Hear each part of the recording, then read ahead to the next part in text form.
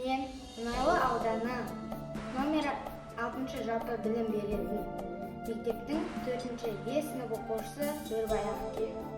Нұрғар Рахымханов, қуатым ана тілі. Қазағым, қайда жүрсең бетіңді, айтады ана тілсіз кім түбіңді. Қайсы бір қандастарым шүлдірлесе, жүрегім үз соққандарының тілінді. Қуатым ана тілін ақсөт берген, және мен сен бар кезде қаңсып көрген.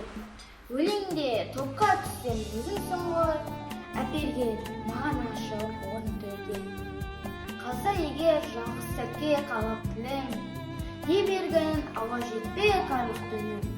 Сен барда терезем тең еңсем бе, қасында тұрсам дағы қаймықтымын. Ардағым ана тілім жан берген, жүзіңнен әрқашанда таң көрген. Сен болсаң көш бастау үшін келешекке, соңыңнан көзім жазбай мәңгі ерген. Төбемде тұрса сенің жанып нұрың, демеймін сөз сөйлеуден жалғыз қолың.